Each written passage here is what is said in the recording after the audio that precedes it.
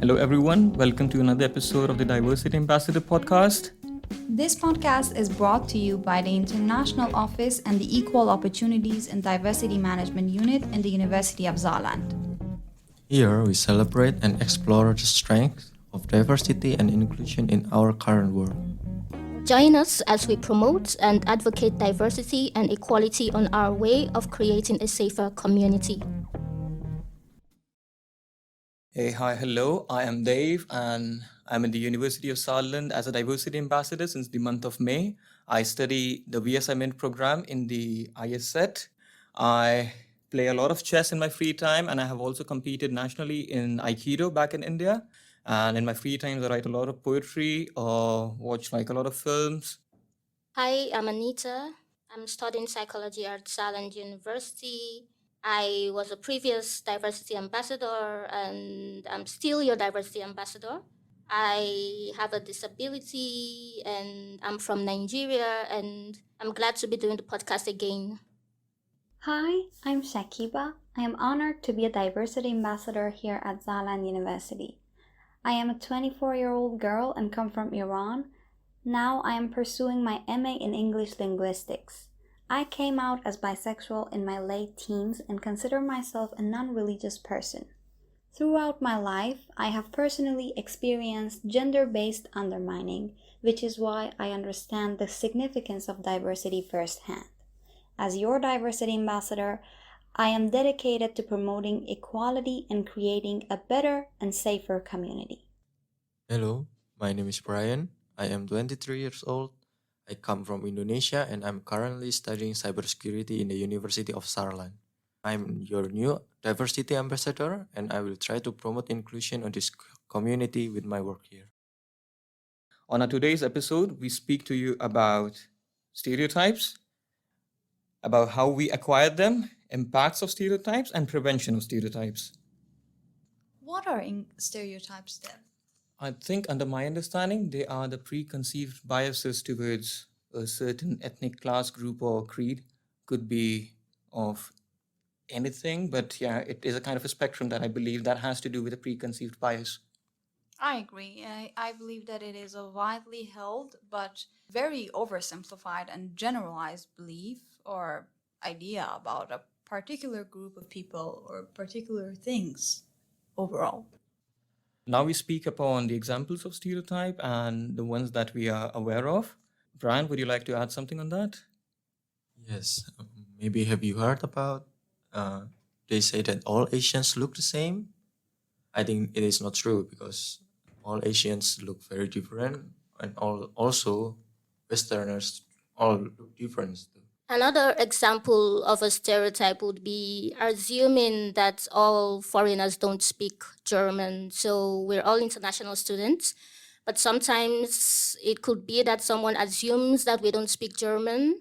So yeah, I've experienced personally that stereotype where someone has assumed because I'm Black, just assumed that I don't speak German. One other common thing that I keep encountering with is the assumption that older adults are either resistant to learning and using new technologies or are simply unable to do so. I believe this is very, very generalized belief, and I think we're living in a world that most of the times it turns out to be wrong as well. I mean, I'm under the impression, yes, yeah, that's true. But how do you think that same stereotype is acquired in the direction of old people are reluctant towards holding a belief that is very strong and keen towards them? I believe that comes from people's personal experiences. Maybe they just had personal experiences with people of older ages that weren't super excited about encountering with new technology and modern day technology. But that doesn't necessarily mean that all people of old ages are the same. Yeah, that's the purpose of stereotype, right? I mean, Yeah. to put it in a general context that it's not always true, or better said, it's mostly not true. And getting back to the thing again, in terms of examples of stereotype, I mean, I think we all have heard the stereotype that Germans are very punctual, right? Like the punctuality is something that has to do with being German. I don't understand why. I mean, you can also be Austrian, you can also be from from any other country or any part of the planet. I can still be punctual as well, but I don't know. That's the sense of being punctual has to do with the nationality itself. I think I was reading upon the same as well, and on the same direction, I read that there's the way the perception of time actually work, the way people understand how to structure like their schedule in terms of arriving somewhere. It has to do with that. I mean, adding a bit more on that, there's a thing called as a flexible sense of time and a linear sense of time. Flexible sense of time is actually found in those countries that are actually considered the developing countries, where they have different variables such as public transportation is not punctual. Like even if you say that you're going to be there in 30 minutes, due to some delays or some climatic conditions, you're just not there on the time. Or the linear sense of time, when we talk about that, we talk about the Western countries that are actually modernized. They don't have like so many variables when we talk about commute or scheduling things, where electricity is available like 24/7. And more than anything, the punctuality of the public transportation system actually exists. We can basically see stereotypes everywhere in multiple contexts. For instance, one example of a stereotype in the gender context is the belief that women are inherently more nurturing and better suited for caregiving roles.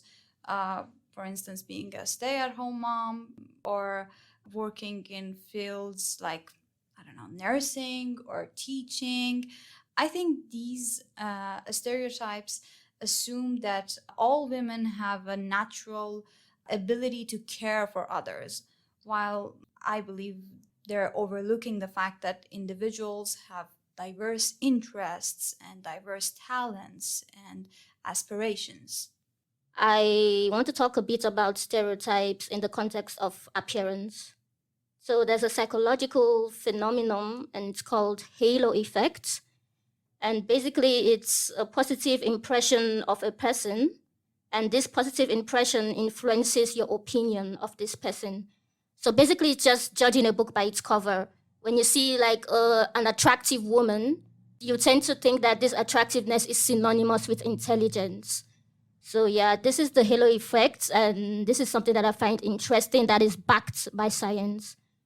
Another stereotype in the context of disability is that people with disabilities are seen as weak, and they are also portrayed as the victim, and they're seen as objects of pity and so on. For example, the cartoon character, the Hunchback of Notre Dame, we see that he was portrayed as an object of pity, but at the end, he kind of saved the day. He was like the hero of the cartoon. So yeah, it's not always as it seems when it comes to people with disabilities. So this brings us to the bigger question about how stereotypes are actually formed. I'm under the impression that it has to do with the repetition itself. When you hear the same thing again and again, and lack of exposure, and also the lack of knowledge, actually leads towards creating a stereotype towards a certain community or a class. That's the kind of opinion I have towards how stereotypes are configured. Exactly. That's what we know as cultural transmission, which basically means that stereotypes can be passed down through generations, through culture, norms, beliefs, socializations, processes. And just if someone hears in their family from their mom or from their dad, a very simple sentence that can just be passed down generation after generation. And one other thing that I think is very important is the media influence. Media including television, movies, news, these days social media, Instagram, Twitter, TikTok. I think all of these shape and reinforce stereotypes about certain groups in specific roles. Another factor that leads to the acquisition of stereotype is education and upbringing.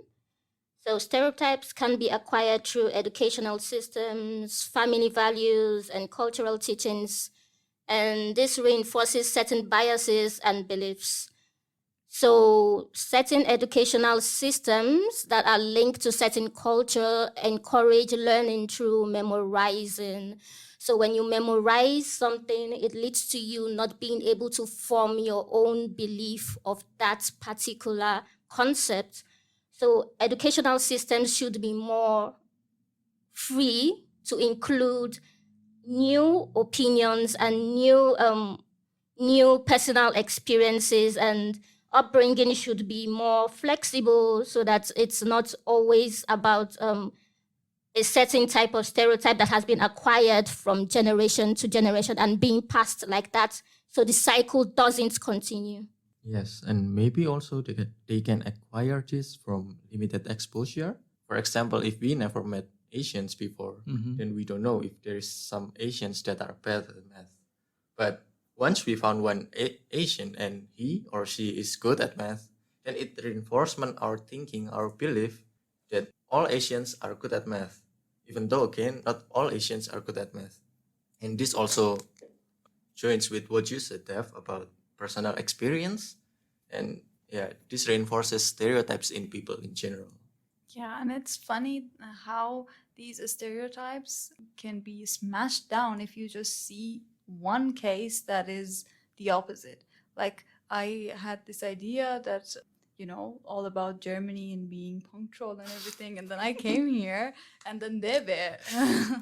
And yeah, it all destroyed. Like, the stereotype is completely gone. Now I don't think that anyone or I don't associate punctuation with any nation at all. That kind of makes sense. And this leads us towards the another bigger question, and that is, what is the impact of a stereotype on a community or an individual itself? I'm of the opinion that when we talk about the impact of a stereotype, it's mostly a negative impact that we have, but it's not always a negative impact. And that's the question I would like to put on the table. Like, do you believe that stereotypes are always negative in nature and they can only harm a society instead of uplifting it, or better said, strengthening someone with confidence or in the same direction itself? I really believe that stereotypes, no matter if they're considered positive or negative, they end up being harmful. For instance, let's take on the example that Brian mentioned about Asians and math. Imagine a society in which people keep hearing that Asians are good at math, Asians are engineers, and Asians turn out to be, I don't know, scientists. But then there is someone that hates math or is simply not just good at it. And then there's this standard of being perfect and being the world's number one mathematician. And then you can't reach to that standard. And no matter if this stereotype seems positive, Asians are good at math, then there's that person that is not and is constantly feeling under pressure because they cannot just keep up to that stereotype or a standard. This brings me to question that, like, since you said that stereotypes are always negative, that's something you affirmed, right? I do, yeah. And when you say something is always to be true, that actually leads towards the stereotype itself. It's a stereotype about stereotype, that stereotypes are always negative in the sense. I think you're twisting it a little bit. I don't think so. It's just necessarily an adverb. So yeah, I mean, you can say it is positive and negative. I really believe there's no positive in it. I mean, that's what I say. Let's just get the always out of it. It's still negative for me. That's understandable. Makes sense. Brian, would you like to add a bit on that as well? So, for example, there is a research in Stanford University where that said that Black students perform worse than white students on a standardized achievement test when they were told that the test measured intelligence. But when they were told that the test just measures problem-solving skills, it turns out that Black students perform as well as the white students. Maybe stereotypes do have a bad impact on people in general, because changing the test was described to the Black students change how they also performing. There is also stereotypes that Black students tend to perform worse in intelligence, and so maybe their focus is just different they were told that there is a test that measuring their intelligence. Agreed. Like, in terms of when we talk about adding confidence in someone, in terms of, do you believe the person will succeed or will not? When you actually have an affirming value stating the fact that he may not be able to qualify the exam or not be able to secure good enough grades, it actually reflects on the person itself to take away hope in a way that, okay, we're gonna cut this thing. Speaking about stereotypes for Black people in general, so there's a video that I watched about there was a Black woman dancing ballet, and it seemed surprising for people because Black people are not naturally seen as people who dance ballet. So we tend to be people who listen to hip hop or make hip hop music, and this was surprising to a lot of people. So when you see somebody doing something that is out of the norm, it should be encouraged and it should be welcomed. It shouldn't be seen as something surprising that you should question, because this is an impact on stereotype when someone doesn't encourage something that is different from the norm. Exactly. Stereotypes, whether they're seen positively or negatively, I think they have a bad influence on people's perception of a culture or people. They make people think they know certain things, and that leads to drawing incorrect conclusions about how things are perceived. Overall, I believe stereotypes create barriers that lead in division among people. And that is what I think should make us motivated about finding and learning ways of preventing stereotypes. I think that's also one of the purposes we exist as a diversity ambassador itself, to take away the barriers from the community and try to add more inclusive environment, at least in the university at first. Indeed. I'm of the opinion, like, I think when we talk about stereotype, we actually try to create an expectation towards some certain experiences that we are going to achieve. Or when we talk about stereotypes, we actually try to configure a sense of an expectation towards an experience that we may have, and that also increases the risk of disappointment as well. So this brings us to another bigger question, and that is like prevention towards stereotypes. We have to be very logical on something and not assume anything when meeting with new people, because each person is, although they are human, they have different personalities and abilities. So when we assume anything, then in most cases our assumption will not be true at all. So I have noticed that stereotypes tend to occur in situations where people are unsure of how to respond. So the easiest way out is just to go with the stereotype that you're used to. And in order to prevent this, one way would be questioning your fear response. So if you feel unsure of how to act in a certain situation, you could ask questions. You should try to question your natural response to situations. So if you do not know how to react around someone with a disability, you should ask, do you need help with this particular thing? Or are you fine? Or can I know more about your disability? Questioning your natural response in unsure situations help to prevent stereotypes. So yeah, definitely question your natural response to situations. And do you have any other factors that could prevent stereotypes, Shakiba? I absolutely agree with all the points that you guys mentioned.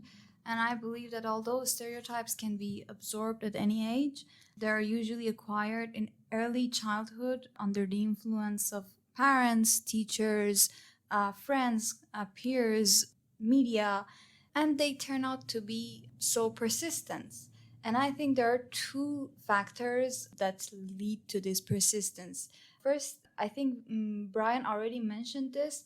When someone behaves as we expect due to those certain stereotypes, their behavior confirms that existing stereotype. And then second, the emotional dimensions of bias undermine the effectiveness of rational arguments against the stereotypes. I think it's very important to know why the stereotypes are there and why they stick with us since childhood, and then try to fight it. We should try to avoid giving into certain personal experiences and beliefs and ideas that were just passed on to us by others. I think it's important to remember that while stereotypes can sometimes be efficient shortcuts and tools that just make sense, they can also keep people from processing new or unexpected information about certain individuals. It's like stereotypes just take the joy out of everything. And I think talking about these things openly amongst each other can increase empathy and help us understand how each other's actions are affected by outside influences. So I think that's all for the day since we are all restricted with time. I may like to ask you to give your ending comments on the word stereotype and how it shapes a society. If there's only one sentence that I could say, I would go with give people a chance and don't assume things, because there's fun in exploring things. Just give them chance. In one sentence, I would say treat people as an individual and not as a member of a particular group. And from my side, I think we need to make a conscious attempt to not try to categorize people in a certain way. No matter how negative the things are, there's still a glimmer of hope, and use the negativity to form a positive society. If you feel like connecting with us and letting us know about your feedback, the communication channels are mentioned in the descriptions below, and you can also let us know through your comments and also on our Instagram page as well.